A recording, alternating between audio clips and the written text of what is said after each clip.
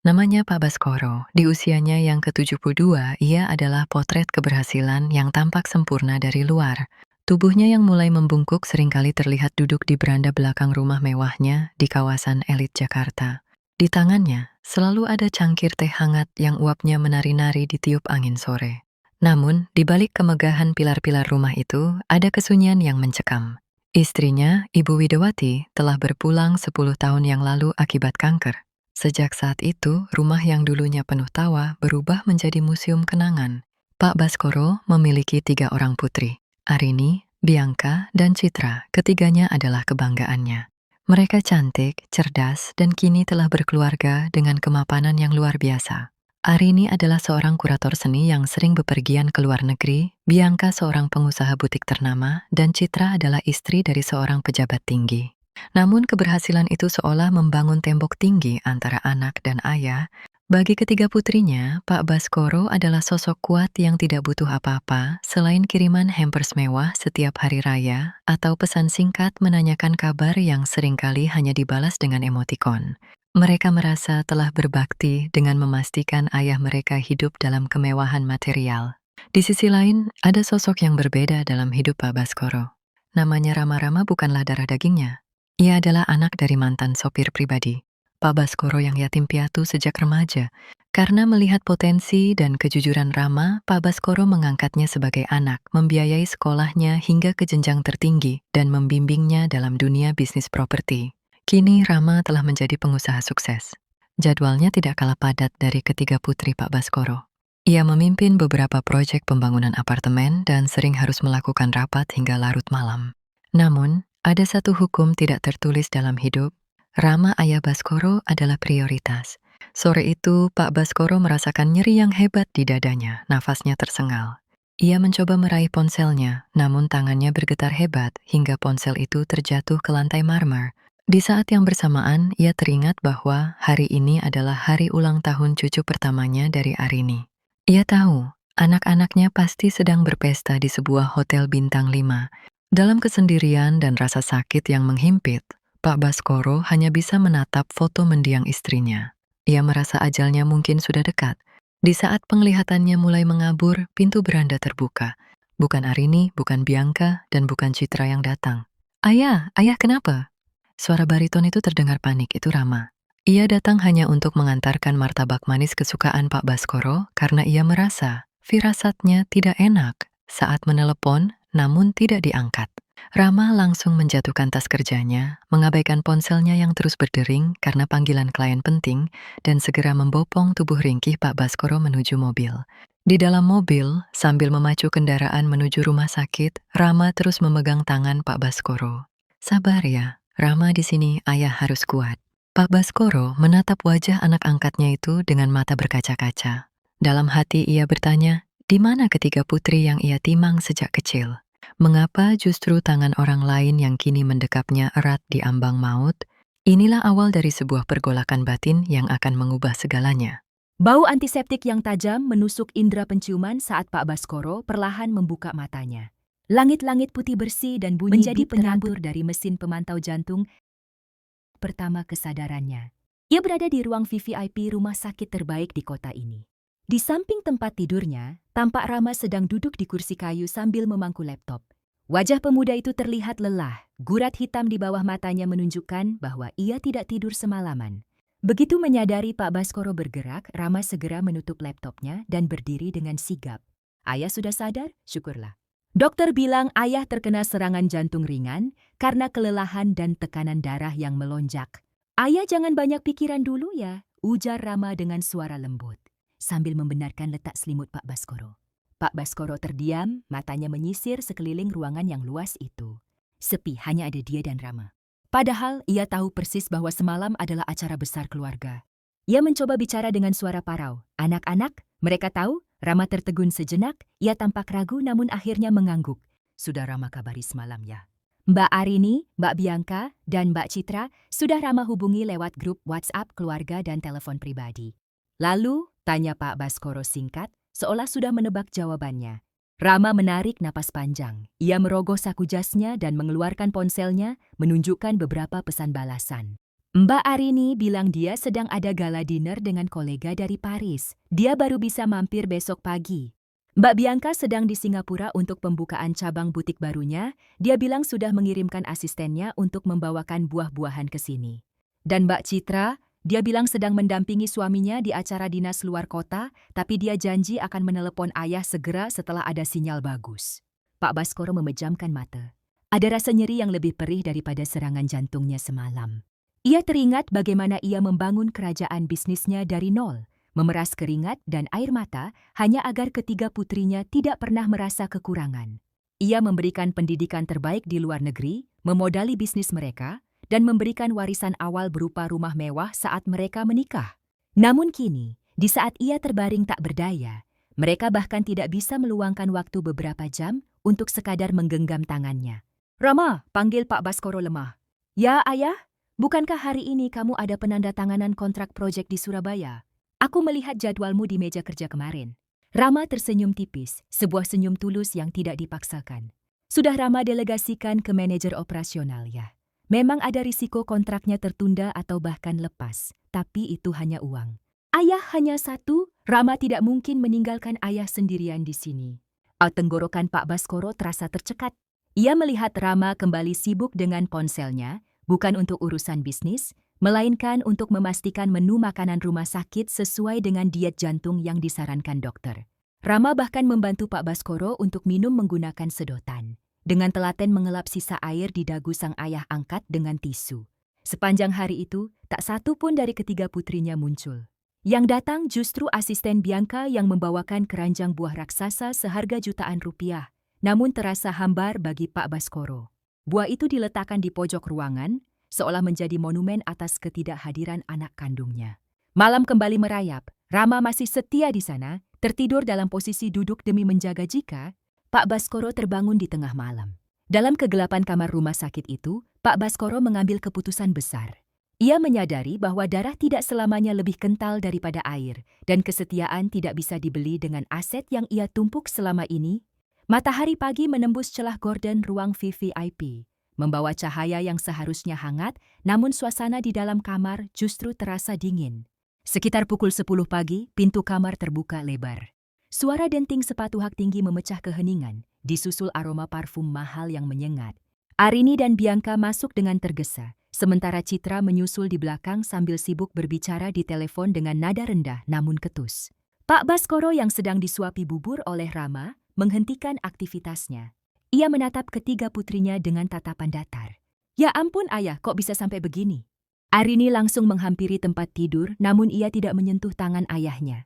Ia justru sibuk merapikan penampilannya di cermin lemari pasien sebelum berbalik. "Aku sampai harus membatalkan janji dengan kolega penting hari ini. Ayah tahu sendiri kan betapa susahnya mengatur jadwal dengan orang Paris?" Bianca, yang baru mendarat dari Singapura, meletakkan tas bermereknya di atas sofa, menggeser tas kerja Rama tanpa permisi. "Ayah, aku sudah bilang kan, jangan terlalu banyak makan santan. Lihat sekarang siapa yang repot? Aku harus terbang pagi-pagi sekali, mukaku sampai kusam karena kurang tidur." Citra akhirnya menutup teleponnya. "Sudahlah, yang penting ayah sudah ditangani dokter terbaik. Oh ya Rama, kamu sudah urus administrasi dan asuransinya kan?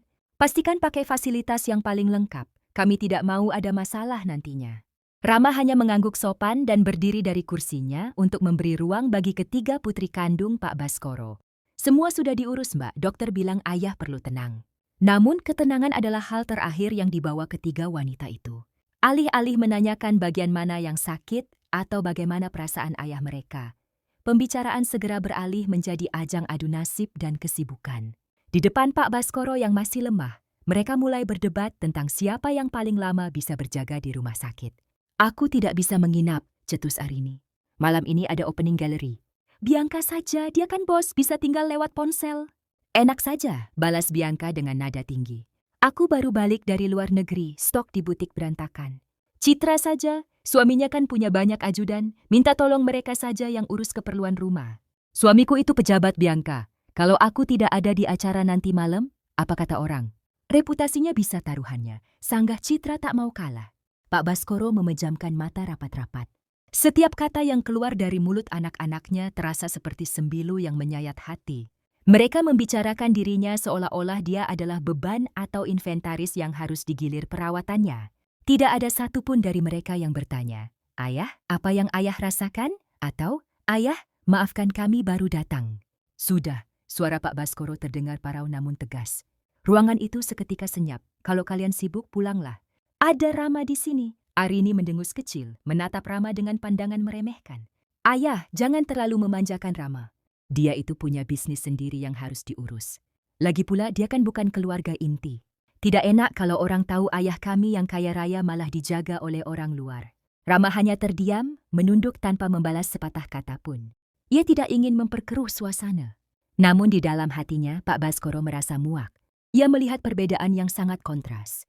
Rama yang mengorbankan kontrak miliaran rupiah demi menunggunya semalaman tanpa mengeluh, dibandingkan dengan putri-putri kandungnya yang meributkan waktu beberapa jam demi gaya hidup dan gengsi.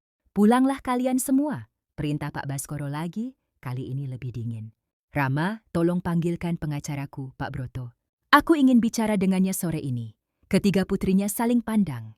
Ada kilat kecurigaan di mata mereka. Namun rasa egois mengalahkan rasa ingin tahu mereka. "Ya sudah kalau ayah memaksa. Kami akan datang lagi besok." "Rama, jaga ayah baik-baik ya," ucap Bianca sambil melenggang pergi, diikuti kedua saudaranya.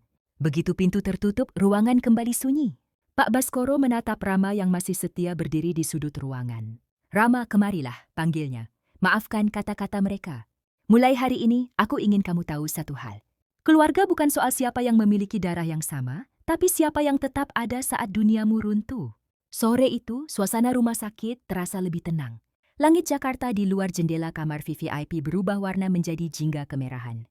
Sesuai permintaan Pak Baskoro, Pak Broto, pengacara keluarga yang telah mengabdi selama 30 tahun, datang dengan tas kerja kulitnya yang khas.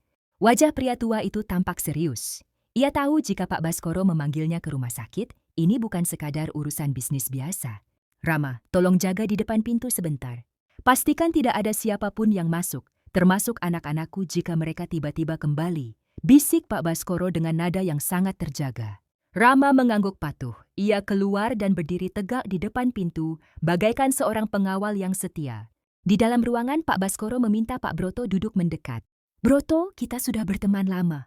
Kamu tahu bagaimana aku membangun semua ini dari nol. Kamu juga tahu bagaimana aku memanjakan Arini, Bianca, dan Citra, buka?" Pak Baskoro dengan suara yang bergetar karena emosi yang tertahan. Pak Broto mengangguk pelan. "Saya tahu persis, Baskoro. Kamu memberikan dunia kepada mereka. Tapi dunia yang kuberikan justru membuat mereka lupa pada akarnya." Lanjut, Pak Baskoro matanya menatap kosong ke arah botol infus. "Kemarin, saat aku berada di ambang maut, mereka meributkan jadwal pesta dan butik di depanku. Sementara itu, Rama, anak yang tidak memiliki hubungan darah denganku, dia melepaskan segalanya demi menjagaku. Dia yang menyuapiku, dia yang membersihkan tubuhku, dan dia yang berdoa di samping telingaku saat aku tak sadarkan diri."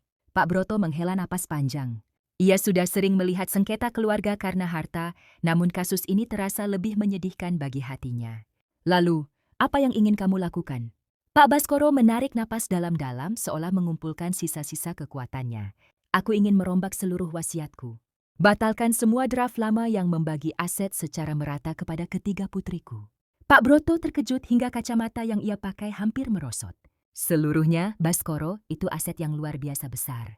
Perusahaan properti, saham di beberapa bank, tanah di pusat kota, hingga villa di Bali. Kamu yakin tidak ingin menyisakan bagian untuk mereka? Mereka sudah mapan, Broto. Rumah yang mereka tempati, modal bisnis mereka, semua dari tanganku. Itu sudah lebih dari cukup sebagai bekal hidup. Tapi mereka tidak memiliki hati untuk mengelola warisan nilaiku," tegas Pak Baskoro. "Aku ingin seluruh aset utamaku, termasuk rumah keluarga dan kendali perusahaan, dialihkan atas nama Rama. Aku ingin dia yang memegang kendali penuh. Tapi Baskoro, ini akan memicu badai besar. Anak-anakmu tidak akan tinggal diam." Pak Broto memperingatkan dengan nada khawatir. "Biarkan saja. Aku ingin melihat, apakah tanpa bayang-bayang hartaku, mereka masih bisa mengingatku sebagai ayah atau tidak," sahut Pak Baskoro dengan senyum getir. Rama anak yang cerdas. Dia sibuk dengan bisnisnya sendiri, tapi dia tahu cara menghargai manusia. "Aku percaya hartaku akan lebih bermanfaat di tangannya. baik untuk kesejahteraan karyawan maupun untuk kegiatan sosial yang selama ini aku jalankan. Pak Broto mencatat setiap detail instruksi itu dengan tangan gemetar. Ia merasakan beban sejarah yang besar dalam dokumen yang akan ia susun. Sementara itu, di luar pintu, Rama sempat mendengar sayup-sayup namanya disebut. Namun, ia tidak berani menguping lebih jauh. Baginya, menjaga Pak Baskoro adalah bentuk balas budi yang tidak ternilai harganya, bukan karena ia mengharapkan sepeser pun dari harta pria tua itu. Setelah Pak Broto pergi, Pak Baskoro memanggil Rama masuk. Ia menatap wajah anak angkatnya itu dengan penuh kasih. Rama, berjanjilah padaku satu hal. Apa itu, Ayah? Apapun yang terjadi nanti, jangan pernah berubah. Tetaplah menjadi orang yang memiliki hati, meskipun dunia di sekitarmu hanya memikirkan materi. Rama hanya bisa mengangguk, meskipun ia belum mengerti sepenuhnya maksud dari ucapan ayahnya. Ia tidak tahu bahwa dalam beberapa lembar kertas yang dibawa, Pak Broto, takdir hidupnya telah berubah total. Setelah 2 minggu menjalani perawatan intensif, kondisi Pak Baskoro dinyatakan stabil.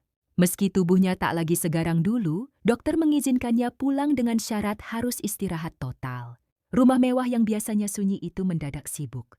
Bukan karena kehadiran anak-anaknya yang ingin merawat, melainkan karena para pelayan dan perawat sewaan sibuk menyiapkan peralatan medis di kamar utama. Rama adalah orang yang paling sibuk. Ia memastikan tempat tidur medis yang disewa memiliki spesifikasi terbaik agar Pak Baskoro nyaman. Ia juga mengatur jadwal perawat home care dan memastikan menu makanan sehat tersedia setiap jamnya. Di tengah kesibukannya mengelola proyek apartemennya yang sedang memasuki tahap krusial, Rama selalu menyempatkan diri berada di rumah Pak Baskoro setiap sore hingga pagi hari. Ketiga putri Pak Baskoro, Arini, Bianca, dan Citra, datang berkunjung saat sore hari kepulangan ayah mereka.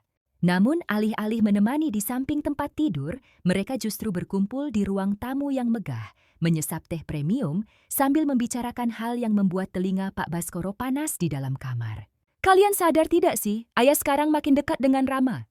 Bisik Arini sambil melirik ke arah tangga, memastikan Rama tidak ada di sana. Iya, aku juga merasa ada yang aneh. Bianca menimpali sambil memoles lipstik. Waktu di rumah sakit kemarin, Pak Broto datang membawa tas kerja besar. Kenapa pengacara harus datang ke rumah sakit kalau bukan soal dokumen penting? Jangan-jangan Rama menghasut ayah? Citra, yang paling ambisius di antara ketiganya, menyandarkan tubuhnya ke kursi beludru. Kita harus waspada. Ayah itu asetnya bukan main-main.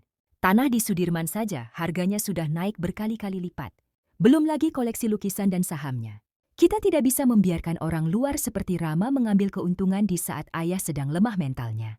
Pak Baskoro yang sedang mencoba berjalan pelan menggunakan tongkat dengan bantuan seorang perawat, berdiri mematung di balik pilar lantai 2. Ia mendengar setiap kata, hatinya yang sudah retak kini terasa hancur berkeping-keping.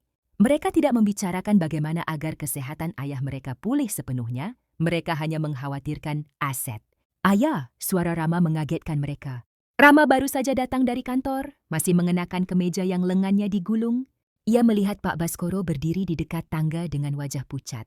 Rama segera berlari kecil menghampiri dan merangkul bahu Pak Baskoro. Ayah, kenapa keluar kamar tanpa panggil Rama? Nanti pusing lagi. Melihat kehadiran Rama, ketiga putri tersebut langsung mengubah raut wajah menjadi manis yang dibuat-buat. Rama baru datang. Kita baru saja mau nengok ayah ke atas, ujar Arini dengan senyum palsu.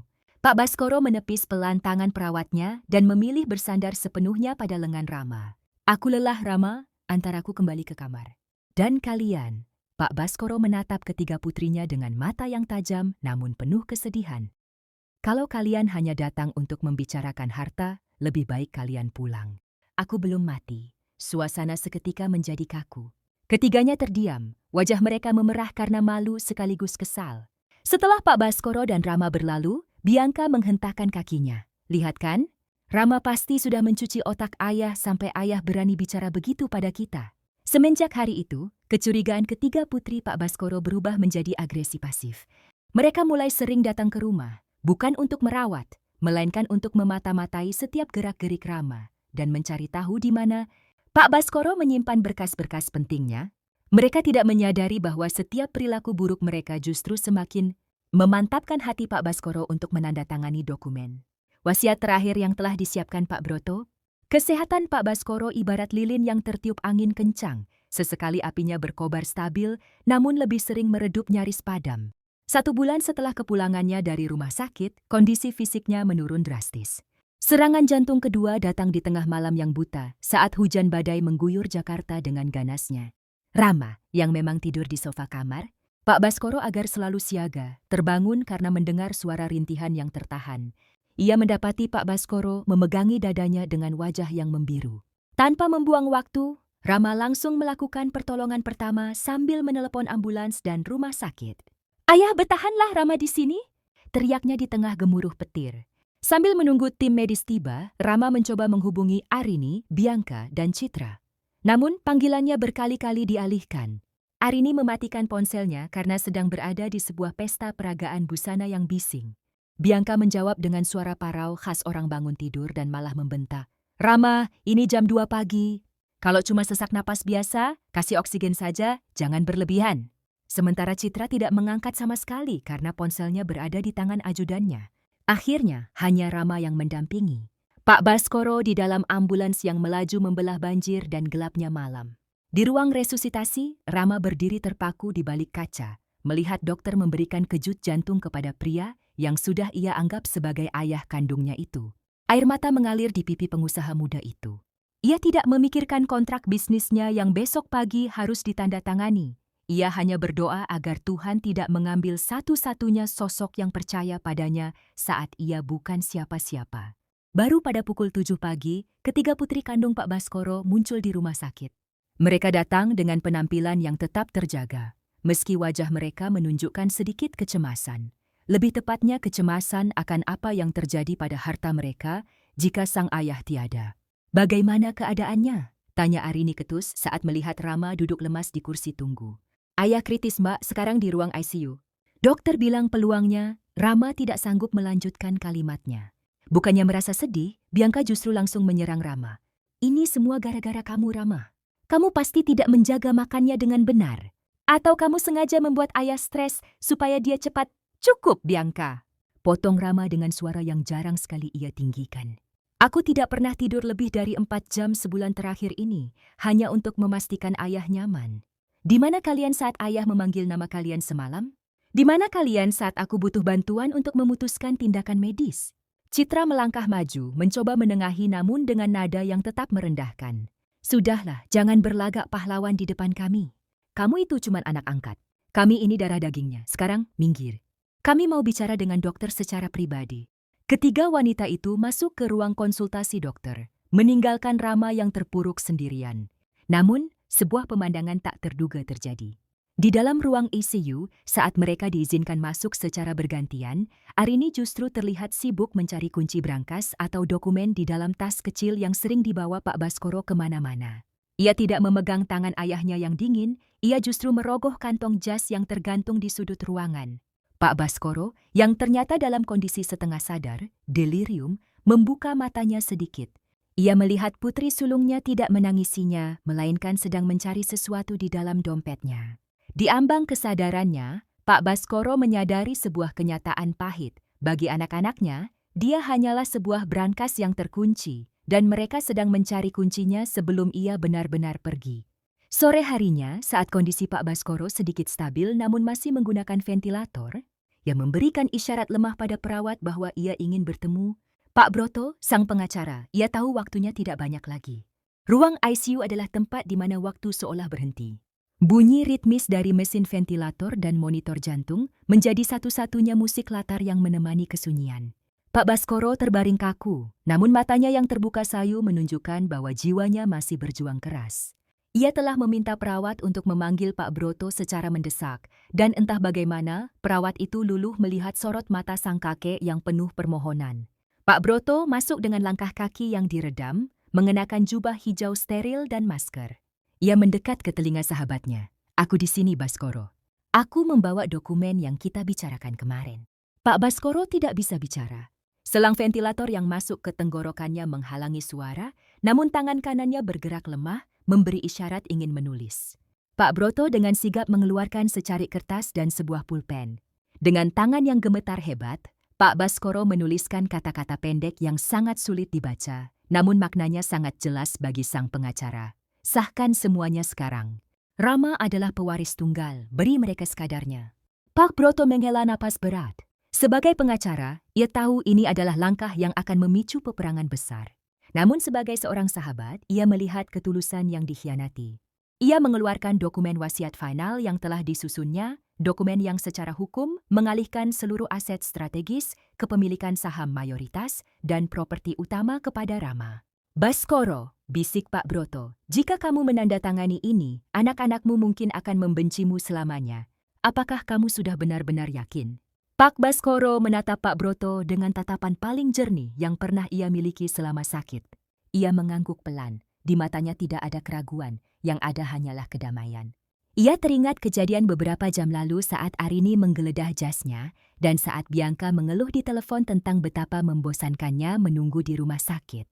Dengan bantuan Pak Broto yang memandu tangannya, Pak Baskoro membubuhkan tanda tangan di atas materai. Proses itu disaksikan oleh 2 orang saksi dari kantor hukum Pak Broto yang telah menunggu di luar, serta seorang notaris yang sengaja dibawa untuk memastikan legalitas dokumen tersebut di bawah sumpah.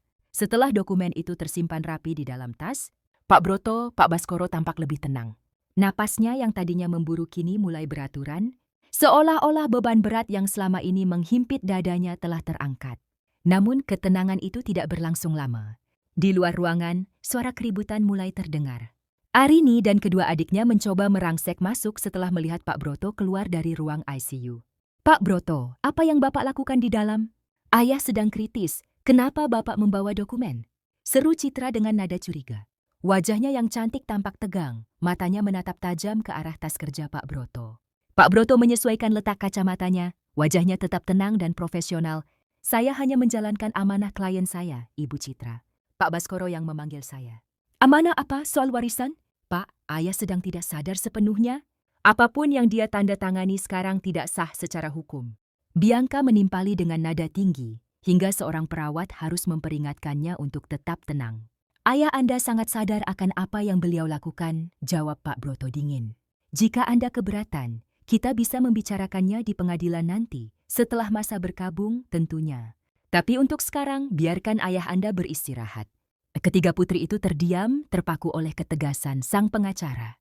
Di kejauhan, di ujung lorong, mereka melihat Rama baru saja kembali dari kantin rumah sakit, membawa beberapa botol air mineral dan makanan ringan untuk dibagikan kepada mereka. Rama tetap bersikap santun, bahkan setelah dihina berkali-kali. Mbak, ini ada air minum. Kalian belum makan dari siang, ucap Rama lembut. Arini menepis botol yang disodorkan Rama hingga terjatuh ke lantai. Simpan saja sandiwara kamu, Rama. Kamu pikir kami tidak tahu apa yang kamu rencanakan dengan Pak Broto di dalam? Kamu ingin menguasai harta ayah, kan? Rama tertegun. Ia benar-benar tidak tahu apa-apa soal penandatanganan wasiat itu. Ia hanya menatap botol air yang menggelinding di lantai, lalu menatap ketiga kakak angkatnya dengan tatapan sedih. Aku hanya ingin ayah sembuh, Mbak, itu saja. Malam itu, langit Jakarta seolah ikut berduka. Hujan rintik-rintik berubah menjadi badai yang menderu, memukul-mukul jendela kaca ruang ICU yang tebal. Di dalam ruangan yang dingin dan steril itu, mesin ventilator terus bekerja keras, memompa oksigen ke paru-paru Pak Baskoro yang kian melemah. Angka-angka pada monitor jantung mulai menunjukkan grafik yang tidak teratur, naik turun dengan drastis. Rama duduk di kursi plastik kecil di samping tempat tidur. Ia tidak melepaskan genggaman tangannya dari tangan Pak Baskoro yang mulai mendingin. Sejak keributan dengan Pak Broto tadi sore, ketiga putri Pak Baskoro memilih untuk menunggu di ruang tunggu eksklusif yang jaraknya cukup jauh dari kamar ICU, beralasan bahwa mereka perlu istirahat agar tidak jatuh sakit. Ayah, bisik Rama pelan. Jika ayah lelah, jangan dipaksakan. Rama akan menjaga segalanya di sini. Rama janji akan menjaga nama baik ayah. Seolah mendengar suara itu, kelopak mata Pak Baskoro bergetar. Ia membuka matanya perlahan. Meski terhalang selang, sorot matanya tampak sangat tenang, jauh lebih tenang daripada beberapa hari sebelumnya. Ia menatap Rama dengan penuh kasih, sebuah tatapan yang memberikan pesan lebih banyak daripada ribuan kata. Tiba-tiba, alarm pada mesin monitor berbunyi nyaring. Bip, bip, bip. Iramanya semakin cepat dan meninggi. Para perawat dan dokter jaga segera berlari masuk ke ruangan. Rama diminta menjauh. Namun Pak Baskoro justru mencengkeram tangan Rama dengan sisa kekuatan terakhirnya. Ia seolah menolak untuk dipisahkan. Tolong biarkan saya di sini, pinta Rama kepada dokter dengan suara parau. Dokter yang melihat kondisi Pak Baskoro akhirnya mengangguk kecil, mengizinkan Rama tetap memegang tangan sang ayah sementara mereka melakukan tindakan darurat. Di saat-saat kritis itu, Rama segera merogoh ponselnya dan menelepon Arini. Panggilan pertama tidak diangkat. Panggilan kedua, barulah suara Arini terdengar malas. "Ada apa lagi, Rama? Kami baru saja mau memejamkan mata." "Mbak, cepat ke sini." Detak jantung ayah menurun drastis. "Dokter sedang melakukan tindakan, cepat!" Teriak Rama panik. Butuh waktu hampir 10 menit bagi ketiga putri itu untuk sampai di depan pintu ICU. Namun, saat mereka tiba, langkah mereka tertahan oleh pintu kaca yang tertutup rapat. Mereka hanya bisa melihat dari balik jendela kecil saat tim medis berusaha memberikan pijatan jantung pada ayah mereka. Di dalam, Pak Baskoro seolah sudah tidak berada di sana lagi. Matanya menatap ke satu titik di langit-langit, namun tangannya masih terikat pada jemari Rama. Di saat terakhirnya, Pak Baskoro tidak mencari putri-putri kandungnya yang sedang berdebat di luar pintu tentang siapa yang akan membayar tagihan rumah sakit.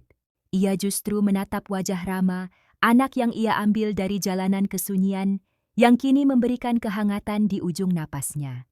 Tit! Garis pada monitor jantung menjadi lurus sempurna. Suara dengung panjang itu memenuhi ruangan, seolah menandai berakhirnya sebuah era. Dokter memeriksa pupil mata Pak Baskoro, lalu perlahan menatap jam di dinding. "Waktu kematian pukul 03.15 pagi," ucap dokter dengan suara rendah. Rama tertunduk lesu. Ia mencium punggung tangan Pak Baskoro yang kini sudah benar-benar kaku. Air matanya tumpah tanpa suara. Ia kehilangan kompas dalam hidupnya, sosok yang menjadikannya pria seperti sekarang ini.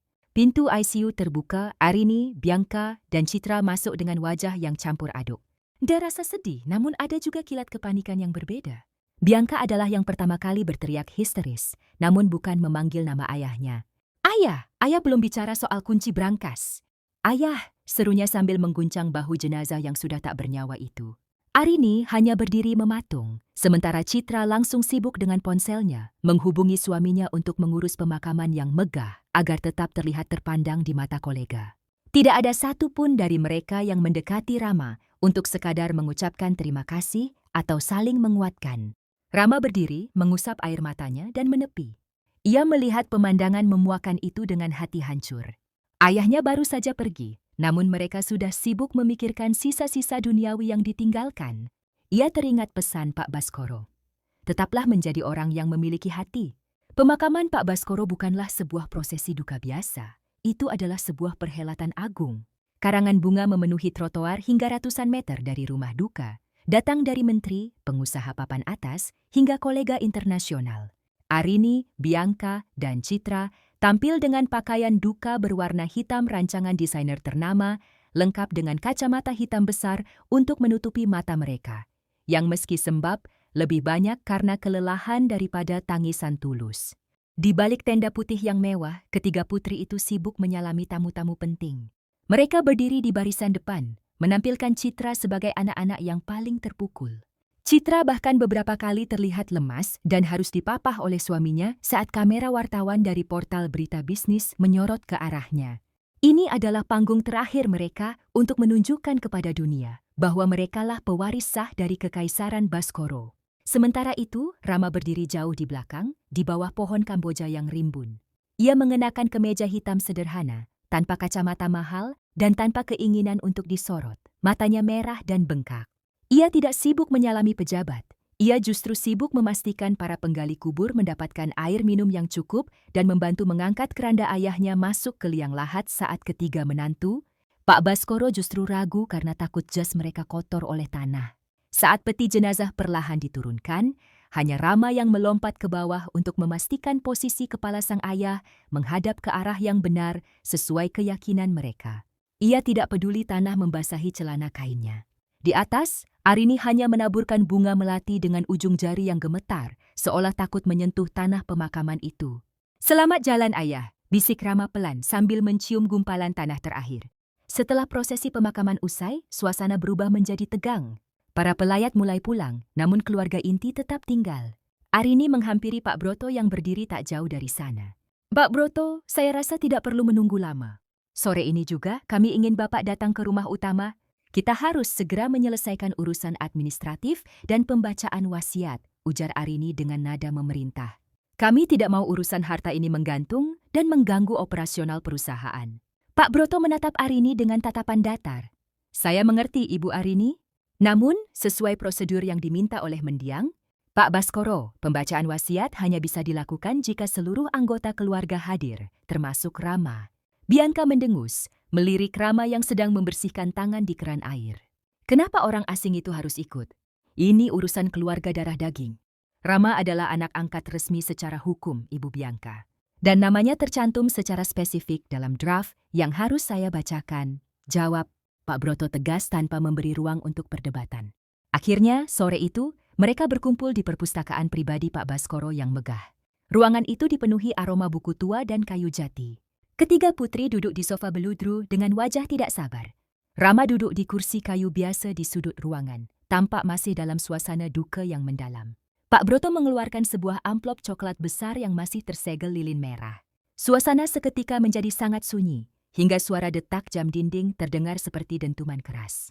Sebelum saya membacakan dokumen ini, Pak Broto memulai, saya ingin menyampaikan pesan terakhir Pak Baskoro. Beliau mengatakan bahwa harta hanyalah titipan, dan ia memberikannya kepada siapa yang menurutnya mampu menjaga nyawa dari apa yang telah ia bangun. Cepat bacakan saja, Pak. Tidak usah bertele-tele. Potong Citra tidak sabar. Pak Broto menarik napas panjang, membuka segelnya, dan mulai membaca. Mengenai seluruh aset yang saya miliki, termasuk saham mayoritas di Baskoro Group, kepemilikan lahan di Sudirman dan Bali, serta rumah utama di Jakarta ini, Pak Broto berhenti sejenak, menatap ketiga putri itu satu persatu sebelum menjatuhkan bom yang akan menghancurkan dunia mereka. Seluruhnya, tanpa terkecuali, diwariskan kepada putra angkat saya, Rama Wijaya. Keheningan yang mencekam menyelimuti ruangan. Wajah Arini, Bianca, dan Citra seketika berubah pucat pasi, sebelum kemudian berubah menjadi merah padam karena amarah yang meledak. Suasana di dalam perpustakaan pribadi itu mendadak terasa seperti ruang hampa udara. Kalimat Pak Broto masih terngiang-ngiang di udara, memantul di antara rak-rak buku jati yang bisu. Seluruh aset, tanpa terkecuali, jatuh ke tangan Rama. Keheningan itu hanya bertahan 5 detik sebelum akhirnya pecah oleh suara tawa sinis Bianca yang terdengar seperti jeritan. Lucu sekali, Pak Broto. Benar-benar lelucon yang sangat lucu. Bianca berdiri, matanya melotot tajam ke arah pengacara tua itu. Berapa Rama membayarmu untuk menulis kebohongan ini? Hah? Kamu pikir kami bodoh? Arini ikut berdiri. Tangannya gemetar hebat karena amarah yang tak terkendali. Ia menatap Rama yang masih terduduk mematung di sudut ruangan. Rama sendiri tampak terkejut. Ia tidak pernah menyangka bahwa kasih sayang Pak Baskoro akan diwujudkan dalam bentuk beban sebesar ini. Rama, apa yang kamu lakukan pada ayah di rumah sakit? Teriak Arini. Kamu menghasutnya saat dia sedang sekarat, kan? Kamu memanfaatkan kondisinya yang tidak stabil untuk mencuri hak kami. Kamu itu cuma anak sopir yang kami kasih tumpangan hidup, beraninya kamu merampok keluarga ini. Citra, yang biasanya paling tenang dan diplomatis, kini kehilangan kendali. Ia melangkah cepat menuju Rama dan menyiramkan sisa teh hangat yang ada di meja tepat ke wajah Rama. Dasar parasit, kamu pikir kamu bisa memiliki perusahaan itu? Kamu tidak punya darah Baskoro di tubuhmu. Kami akan menyeretmu ke penjara karena penipuan dokumen. Rama tidak menghapus air teh yang mengalir di wajahnya. Ia tetap diam, menatap ketiga kakak angkatnya dengan tatapan yang sulit diartikan, campuran antara kekecewaan dan rasa iba. Ia melihat betapa harta telah mengubah wanita-wanita berpendidikan ini menjadi sosok yang mengerikan dalam sekejap. Cukup, suara Pak Broto menggelegar, membungkam teriakan mereka. Dokumen ini sah secara hukum. Ada tanda tangan notaris, saksi, dan bahkan rekaman video singkat saat Pak Baskoro menandatanganinya dalam keadaan sadar penuh secara mental. Jika Anda semua ingin menuntut, silakan. Tapi perlu saya sampaikan, Pak Baskoro sudah menyiapkan ini jauh-jauh hari sebelum serangan jantung keduanya. Pak Broto meletakkan sebuah map transparan di atas meja. Di dalamnya terdapat salinan hasil tes kejiwaan Pak Baskoro yang menyatakan beliau sehat secara mental saat menyusun wasiat tersebut. Beliau tahu kalian akan bereaksi seperti ini, lanjut Pak Broto dengan nada dingin. Dalam wasiat ini, Pak Baskoro juga meninggalkan pesan, anak-anakku sudah memiliki rumah, modal bisnis, dan harta yang lebih dari cukup untuk 7 turunan. Jika mereka marah karena wasiat ini, berarti mereka memang hanya mencintai hartaku, bukan diriku. Mendengar itu, Arini terdiam sejenak, namun egonya terlalu besar untuk mundur. Aku tidak peduli apa katanya, kami adalah anak kandung. Secara hukum waris kami punya hak mutlak. Anda lupa, Ibu Arini, Pak Broto menyesuaikan kacamatanya. Aset-aset ini berada di bawah payung trust fund dan perusahaan keluarga yang aturannya telah diubah oleh Pak Baskoro setahun yang lalu. Secara legal, Rama adalah pemegang kendali tunggal. Kalian hanya diberikan tunjangan bulanan yang nilainya, ya, cukup untuk hidup layak, tapi tidak untuk hidup foya-foya seperti biasanya. Hanya punya cicilan butik di Bianca Singapura. berteriak Aku histeris. punya gaya hidup yang harus dijaga. Rama, kembalikan dokumen itu, atau aku akan menghancurkan hidupmu. Bianca mencoba merangsek maju untuk merebut map dari tangan Pak Broto, namun Rama akhirnya berdiri. Tubuhnya yang tinggi tegap menghalangi langkah Bianca. Mbah, tenanglah, ucap Rama dengan suara rendah namun bertenaga. Jangan panggil aku Mbah, kamu bukan siapa-siapa. Ludah Bianca, aku tidak pernah meminta 1 rupiah pun dari ayah, kata Rama tenang. Bahkan sampai detik ini, aku masih tidak percaya. Ayah memberikan ini padaku. Tapi jika ayah memberikan amanah ini, itu karena dia ingin bisnisnya tetap hidup untuk menyejahterakan ribuan karyawan, bukan untuk habis dalam meja judi atau tas-tas bermerek. Kurang ajar! Arini mengangkat tangannya hendak menampar Rama, namun ia berhenti saat melihat sorot mata Rama, yang tajam namun penuh kesedihan. Kalian tidak pernah ada saat dia butuh teman bicara, lanjut Rama. Kalian tidak ada saat dia menangis merindukan ibu. Kalian hanya ada saat dividen perusahaan cair. Ayah tidak menghukum kalian, Mbak. Ayah hanya ingin memberikan harta ini kepada orang yang tahu cara menggunakannya untuk orang lain. Ketiga putri itu terengah-engah, dikuasai oleh kebencian yang mendalam. Sore itu, perang saudara resmi dimulai. Mereka meninggalkan rumah utama dengan bantingan pintu yang keras, bersumpah akan menyewa pengacara termahal di negeri ini untuk menggulingkan Rama. Senin pagi pertama tanpa kehadiran Pak Baskoro di kantor Baskoro Group terasa begitu mencekam. Rama berdiri di depan jendela besar ruang kerja pimpinan di lantai 42. Ia mengenakan setelan jas abu-abu gelap, menatap kemacetan Jakarta yang merayap di bawah sana. Kursi kulit besar milik mendiang ayahnya masih terasa hangat oleh kenangan, namun ia belum berani mendudukinya. Ia merasa seperti seorang prajurit yang tiba-tiba dipaksa mengenakan mahkota raja di tengah medan perang. Kekhawatiran Rama terbukti. Baru 2 jam kantor dimulai. Sekretaris senior Pak Baskoro, Ibu Sari, masuk dengan wajah pucat pasi. Mas Rama, ada masalah besar. Lapornya dengan suara gemetar. Para kepala divisi keuangan dan operasional baru saja menyerahkan surat pengunduran diri secara serentak. Mereka bilang, mereka tidak bisa bekerja di bawah pimpinan seorang anak angkat yang tidak memiliki legalitas darah. Rama menarik napas panjang. Ia tahu ini bukan gerakan spontan dari para manajer. Ini adalah sabotage. Siapa yang menggerakkan mereka, Bu Sari? Ibu Arini dan Ibu Citra terlihat di lobi tadi pagi sebelum jam kantor mulai, Mas. Mereka mengadakan pertemuan tertutup dengan para pemegang saham minoritas di kafe seberang gedung. Jawab, Sari lirih. Belum sempat Rama menjawab, pintu ruangan terbuka kasar. Citra masuk dengan langkah angkuh, diikuti oleh 2 orang pria berpakaian safari yang merupakan pengacara pribadinya. Ia melempar sebuah dokumen ke atas meja kerja. Itu adalah gugatan perdata yang kami layangkan ke pengadilan negeri pagi ini. Rama, ujar Citra dengan senyum kemenangan. Kami meminta pengadilan untuk membekukan seluruh aset Baskoro Group sampai status legalitas wasiat itu diuji. Kamu tidak bisa menyentuh uang sepeser pun, tidak bisa menandatangani kontrak apapun, dan sebentar lagi, kamu tidak akan bisa menginjakkan kaki di gedung ini. Rama menatap dokumen itu, lalu menatap Citra. Mbak Citra, jika perusahaan ini membeku, gaji ribuan karyawan di lapangan akan terhambat. Proyek apartemen yang sedang berjalan bisa mangkrak. Apa Mbak tidak memikirkan nasib mereka? Jangan sok peduli, Rama, sela Citra ketus. Itu bukan urusan kami. Jika perusahaan ini hancur karena ego kamu yang ingin menguasai harta, maka itu salahmu. Serahkan kembali semua saham pada kami, maka kami akan mencabut gugatan ini dan memberikanmu pesangon yang cukup untuk hidup tenang sebagai anak sopir. Rama terdiam sejenak. Ia melihat di luar ruangan, para karyawan mulai berbisik-bisik. Ketidakpastian mulai menyebar seperti wabah.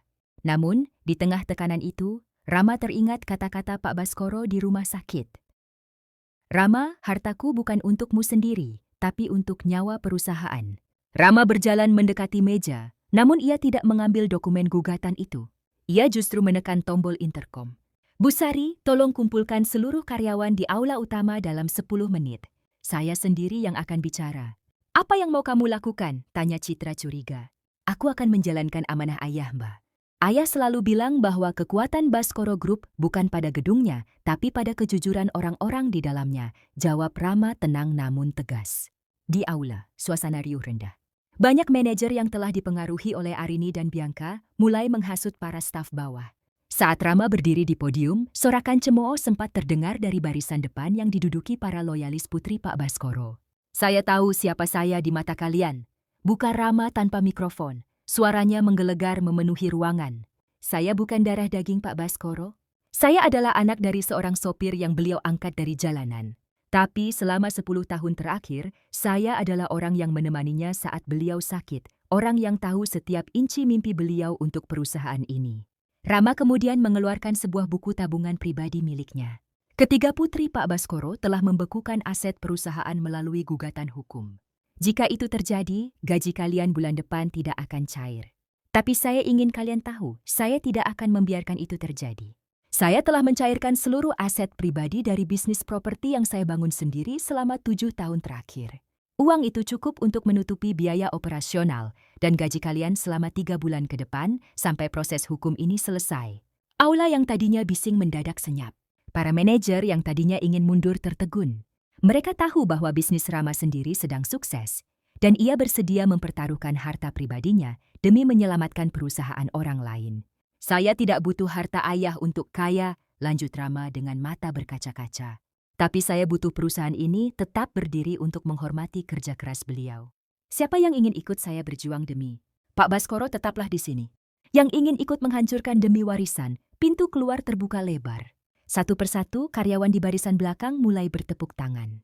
Arini dan Bianca yang mengintip dari balik pintu aula tampak geram. Rencana mereka untuk Kekalahan di aula perusahaan membuat kemarahan Arini, Bianca, dan Citra mencapai puncaknya. Mereka menyadari bahwa menyerang Rama dari dalam perusahaan tidaklah mudah karena integritas. Pemuda itu telah memenangkan hati para karyawan. Maka mereka beralih ke senjata yang lebih tajam dan kejam. Opini publik. Keesokan harinya, publik dikejutkan dengan kemunculan ketiga putri Pak Baskoro di sebuah acara bincang-bincang pagi yang sangat populer. Dengan riasan yang dibuat tampak pucat dan mata yang sengaja dibasahi, mereka memerankan peran sebagai korban yang terzalimi. Kami hanya ingin keadilan. Isak Bianca di depan kamera yang menyorot wajahnya secara close-up. Ayah kami adalah sosok yang sangat mencintai keluarga. Sangat tidak masuk akal jika di detik-detik terakhirnya beliau menghapus nama kami dari wasiat. Kami menduga ada tekanan mental, bahkan mungkin pengaruh obat-obatan yang diberikan oleh orang luar yang selama ini dipercaya ayah. Arini menimpali dengan nada yang lebih provokatif. Anak angkat ini, Rama, telah memutus akses kami untuk bertemu ayah di saat-saat kritis. Dia mengurung ayah di rumah sakit dan mengontrol siapa saja yang boleh masuk. Kami punya bukti bahwa dia sering berbisik-bisik dengan pengacara di balik pintu tertutup. Ini adalah perampokan berencana. Berita itu meledak. Media sosial dipenuhi dengan hujatan terhadap Rama. Judul-judul berita utama berubah menjadi bombastis. Anak angkat kuasai, harta konglomerat, putri kandung terusir, atau skandal wasiat Baskoro. Intrik di balik kamar ICU. Foto Rama yang sedang menggendong Pak Baskoro di rumah sakit diputarbalikkan narasinya, seolah-olah itu adalah aksi pencitraan untuk menutupi niat jahat. Efeknya langsung terasa. Beberapa mitra bisnis internasional Baskoro Group mulai ragu. Mereka mengirimkan surat pernyataan yang mempertanyakan stabilitas kepemimpinan. Perusahaan di bawah bayang-bayang skandal keluarga. Harga saham perusahaan sempat terkoreksi tajam. Di kantor, Rama hanya menatap layar televisi dengan tenang. Pak Broto yang duduk di hadapannya tampak sangat gelisah. Rama, kita harus membalas. Saya punya rekaman CCTV rumah sakit. Saya punya saksi-saksi perawat yang melihat bagaimana mereka mengabaikan Pak Baskoro. Kita bisa menghancurkan reputasi mereka dalam semalam jika kita mau, ujar Pak Broto sambil memukul meja. Rama menggeleng pelan. Tidak, Pak Broto, jika saya melakukan itu, saya tidak ada bedanya dengan mereka. Ayah selalu berpesan agar saya tidak membalas keburukan dengan hal yang sama. Biarkan mereka bicara apa saja, tapi bisnismu sendiri terancam, Rama. Proyek apartemenmu diputus kontraknya secara sepihak oleh investor karena mereka termakan berita hoaks ini. Seru Pak Broto. Frustrasi. Uang bisa dicari lagi, Pak. Tapi nama baik ayah yang harus saya jaga. Jawab Rama lirih. Jika saya membalas dengan membuka aib mereka, maka publik akan melihat keluarga Baskoro sebagai keluarga yang hancur. Saya ingin ayah diingat sebagai orang besar, bukan sebagai orang tua yang gagal mendidik anak-anaknya. Namun, keheningan Rama justru dianggap sebagai pengakuan dosa oleh publik. Puncaknya terjadi ketika sekelompok orang yang mengaku sebagai simpatisan keluarga Baskoro, yang sebenarnya dibayar oleh Citra, melakukan demonstrasi di depan gedung kantor, menuntut Rama untuk mundur dan menyerahkan tahta. Rama keluar dari gedung sendirian tanpa pengawalan. Ia berdiri di hadapan para demonstran dan puluhan kamera wartawan. Suasana yang tadinya riuh mendadak sepi saat Rama mengangkat tangannya.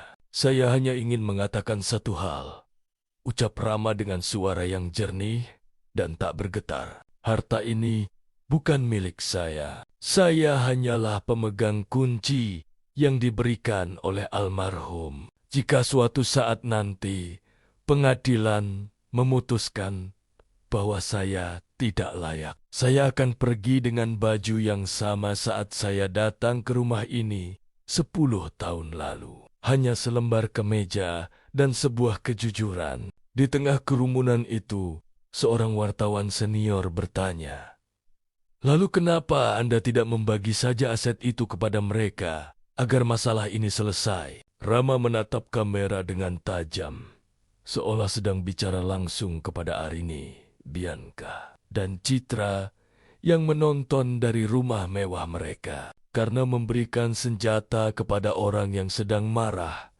hanya akan membuat mereka menyakiti diri sendiri dan orang lain. Ayah ingin aset ini menjadi berkah, bukan sekadar angka di rekening bank untuk hura-hura. Malam itu, serangan terhadap Rama bukannya mereda, justru semakin gila. Namun, di balik layar, sebuah kejutan besar sedang dipersiapkan oleh seseorang yang selama ini diam-diam mengamati segalanya. Tekanan terhadap Rama mencapai titik jenuh. Ketika opini publik hampir sepenuhnya berpihak pada ketiga putri Pak Baskoro, sebuah kejutan muncul dari arah yang tak terduga. Seorang pria tua bernama Pak Mamat muncul di kantor Pak Broto. Ia adalah mantan asisten pribadi dan orang kepercayaan Pak Baskoro yang sudah pensiun 5 tahun lalu dan memilih tinggal di pelosok desa. Pak Mamat datang bukan dengan tangan kosong. Ia membawa sebuah kotak kecil berwarna hitam yang sangat dikenal oleh Pak Broto. Itu adalah kotak penyimpanan digital yang hanya bisa dibuka dengan kombinasi sidik jari Pak Baskoro dan kode rahasia yang hanya diberikan kepada Pak Mamat. "Pak Baskoro sudah menduga hari ini akan datang," ujar Pak Mamat dengan suara serak saat mereka berkumpul di ruang rapat tertutup. Beliau tahu sifat asli putri-putrinya. Beliau berpesan, jika suatu saat mereka mencoba menghancurkan Rama dengan fitnah, saya harus menyerahkan ini. Di dalam kotak tersebut terdapat sebuah tablet yang berisi rekaman video harian yang dibuat Pak Baskoro secara sembunyi-sembunyi selama setahun terakhir hidupnya. Dalam video-video itu, Pak Baskoro merekam momen-momen yang menyayat hati. Bagaimana ia sering ditinggal sendirian saat sakit, bagaimana Arini membentaknya karena ia lupa menaruh kunci brankas, dan yang paling mengejutkan, Rekaman suara Bianca dan Citra yang sedang merencanakan cara membagi aset ayahnya bahkan saat Pak Baskoro masih bernapas di tempat tidur. Namun, ada satu video terakhir yang direkam hanya 3 hari sebelum serangan jantung maut itu. Dalam video tersebut, Pak Baskoro tampak sangat jernih. Untuk siapapun yang menonton ini, ucap Pak Baskoro dalam video tersebut, "Saya menulis wasiat untuk Rama bukan karena saya membenci anak kandung saya, tapi karena saya sangat mencintai mereka. Saya tidak ingin mereka hancur karena keserakahan. Saya ingin mereka belajar bahwa kebahagiaan tidak bisa dibeli dengan saham atau tanah. Rama adalah satu-satunya orang yang memanusiakan saya di saat saya sudah tidak berdaya secara fisik. Dia adalah jiwa dari perusahaan ini." Keesokan harinya, Pak Broto dan Rama mengadakan konferensi pers balasan. Namun, Rama tetap menolak untuk memutar rekaman yang menunjukkan keburukan sifat kakak-kakak angkatnya. Itu hanya memutar video terakhir di mana Pak Baskoro menjelaskan alasannya memilih Rama dengan nada penuh kasih. "Saya tidak ingin mempermalukan Mbak Arini, Mbak Bianca, atau Mbak Citra," ucap Rama di depan media. "Saya hanya ingin kalian mendengar langsung dari mulut ayah bahwa ini bukan paksaan, bukan penipuan, tapi sebuah perlindungan." Publik yang tadinya menghujat Rama seketika terdiam. Ketulusan suara Pak Baskoro dalam video itu tidak bisa dipalsukan. Aura kewibawaan dan kesedihan seorang ayah yang merasa kesepian sangat terasa hingga menyentuh hati siapapun yang menontonnya. Di tempat lain, di rumah mewahnya, Bianca melempar gelas ke arah televisi. "Itu pasti editan, itu EI. Ayah tidak mungkin bicara begitu," teriaknya histeris. Namun di dalam hatinya, ia tahu itu asli. Ia mengenali sorot mata ayahnya, sorot mata kecewa yang sering ia abaikan demi pergi ke pesta sosialita. Sementara itu, Citra mulai merasa ketakutan. Suaminya yang merupakan pejabat tinggi mulai ditegur oleh atasannya karena skandal keluarga ini mulai mencoreng reputasi politik mereka. Dukungan publik mulai berbalik arah. Orang-orang mulai melihat Rama bukan sebagai pencuri, melainkan sebagai penjaga amanah yang dizalimi. Namun Arini yang paling keras kepala tidak mau menyerah. "Jika kita tidak bisa menang lewat jalur hukum atau opini," bisiknya pada kedua adiknya, "kita harus membuat Rama menyerah dengan cara lain. Kita buat dia merasa bahwa memegang harta ini adalah kutukan, bukan berkah."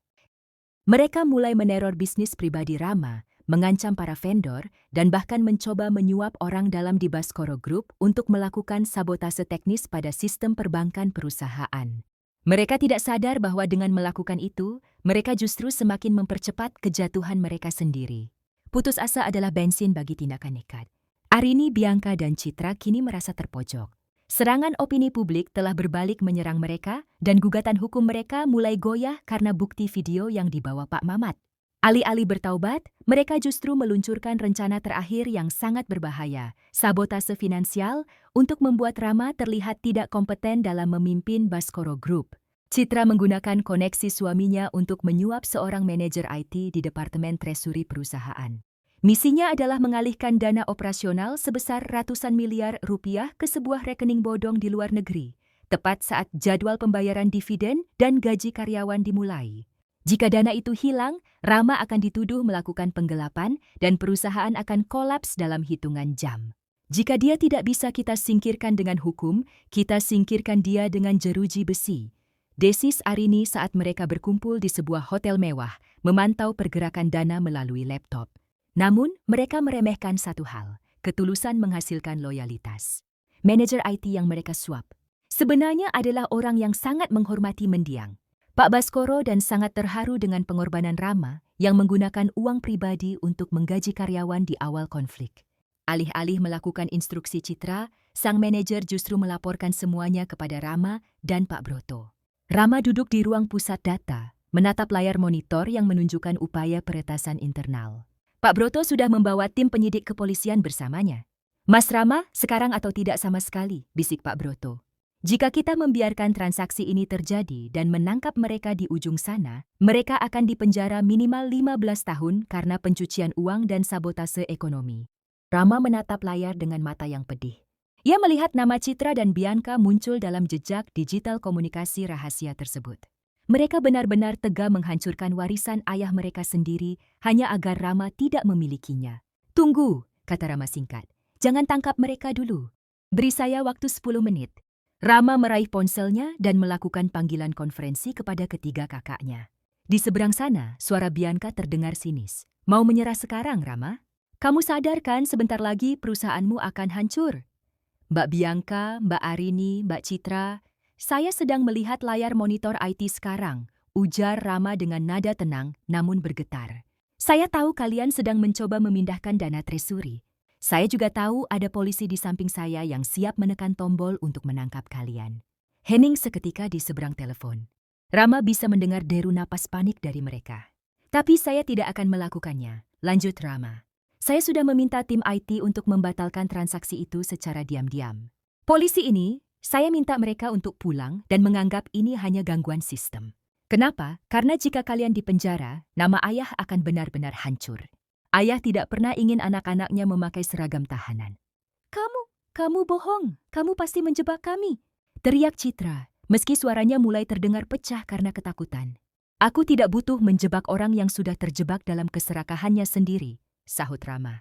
Dengarkan aku telah memutuskan untuk melepaskan 30% saham perusahaan dan membaginya kepada kalian.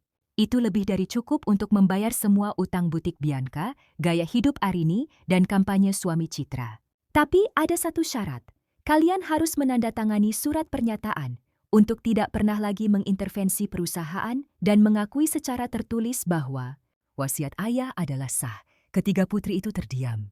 Tawaran Rama adalah sebuah pengampunan yang tidak masuk akal di tengah pengkhianatan yang mereka lakukan.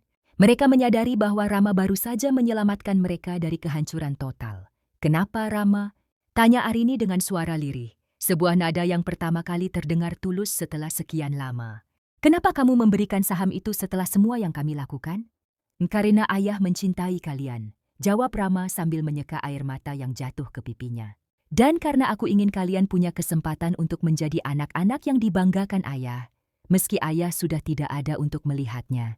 Malam itu, kastil pasir yang mereka bangun dengan kebohongan runtuh. Bukan karena kekerasan, melainkan karena kebaikan yang tak mampu mereka lawan.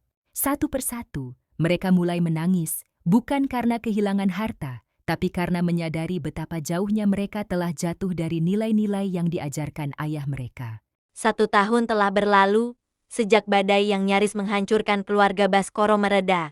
Suasana di taman pemakaman pagi itu sangat tenang. Embun masih menggelantung di pucuk rumput, dan aroma tanah basah memberikan kedamaian yang jarang ditemukan di hiruk-pikuk Jakarta. Rama berdiri di depan pusara Pak Baskoro, yang kini telah ditumbuhi rumput hijau yang rapi. Ia tidak lagi mengenakan jas mewah, melainkan hanya kemeja putih sederhana dengan lengan yang digulung. Di sampingnya, berdiri Arini, Bianca, dan Citra. Ini adalah pertama kalinya mereka berkumpul di makam ayah mereka tanpa ada ketegangan, tanpa ada kamera wartawan, dan tanpa pembicaraan soal angka-angka aset. Arini melangkah maju, meletakkan seikat bunga sedap malam bunga kesukaan mendiang ibunya di atas nisan. Tangannya tidak lagi bergetar karena amarah, melainkan karena keharuan. Ayah, bisik Arini dengan suara parau. Maafkan kami yang butuh waktu begitu lama untuk mengerti. Maaf, karena kami sempat buta oleh kilau harta yang ayah kumpulkan dengan keringat. Bianca dan Citra ikut bersimpuh di samping kakak sulung mereka. Setahun terakhir adalah masa transformasi bagi mereka. Sesuai kesepakatan, mereka menerima pembagian saham yang cukup untuk melunasi utang dan menjaga kenyamanan hidup. Namun mereka tidak lagi memiliki hak suara dalam kebijakan perusahaan. Awalnya terasa sulit, namun perlahan mereka menemukan kedamaian yang tidak pernah mereka rasakan saat sibuk memburu warisan. Bianca kini lebih fokus mengelola butiknya dengan cara yang lebih etis. Tidak lagi terobsesi pada gengsi semata. Citra pun memilih mundur dari hiruk-pikuk politik suaminya dan mendirikan sebuah yayasan pendidikan bagi anak-anak kurang mampu, menggunakan sebagian dividen yang ia terima dari Rama. Rama, panggil Citra sambil menatap anak angkat ayahnya itu. Terima kasih karena tidak membiarkan kami masuk penjara waktu itu. Jika bukan karena kesabaranmu, kami mungkin sudah kehilangan segalanya termasuk martabat kami. Rama tersenyum tipis. Sebuah senyuman tulus yang selalu ia miliki. Ayah yang melakukan semuanya, Mbak. Aku hanya menjadi perantaranya. Ayah tahu bahwa kalian adalah orang baik. Hanya saja kalian lupa Bagaimana cara melihat dengan hati? Baskoro Group di bawah kepemimpinan Rama telah berkembang menjadi perusahaan yang lebih manusiawi. Ia mendirikan Baskoro Foundation yang secara otomatis menerima sebagian keuntungan perusahaan untuk biaya pengobatan lansia yang ditelantarkan keluarganya, sebuah proyek yang terinspirasi dari kesepian yang dirasakan Pak Baskoro di akhir hayatnya. Rama tetaplah orang yang sibuk. Namun ia tidak pernah lagi melewatkan waktu makan malam bersama keluarga besar sebulan sekali. Setelah selesai berdoa, mereka berjalan bersama menuju parkiran. Di depan gerbang pemakaman, seorang kakek tua penjual bunga melihat mereka dan tersenyum. Ia mengenali mereka sebagai keluarga yang sering diberitakan berseteru. Namun kini tampak begitu rukun. Ada satu hal yang tidak pernah aku ceritakan pada kalian, ujar Rama saat mereka akan masuk ke mobil masing-masing. Di laci meja kerja ayah ada sebuah surat kecil yang ditulisnya saat aku pertama kali diangkat menjadi anak. Isinya hanya satu kalimat. Harta bisa membuatmu membangun rumah, tapi hanya cinta yang bisa membuatnya menjadi tempat pulang. Ketiga wanita itu tertegun. Kalimat itu terasa sangat dalam meresap ke sanubari mereka. Mereka menyadari bahwa selama bertahun-tahun mereka sibuk membangun rumah yang megah. Namun baru sekarang, mereka menemukan jalan untuk pulang. Rama menatap langit sore yang mulai menguning. Ia merasa seolah-olah Pak Baskoro sedang melihat mereka dari kejauhan, dengan senyum bangga. Tugasnya menjaga amanah, bukan hanya soal mempertahankan aset miliaran rupiah, tapi soal menyatukan kembali hati yang sempat pecah. Senja itu bukan lagi akhir yang menyedihkan, melainkan awal dari sebuah babak baru, di mana cinta berdiri lebih tinggi daripada tahta. Pak Baskoro telah pergi, namun warisan sejatinya, ketulusan dan kekeluargaan kini hidup abadi di tangan anak-anaknya.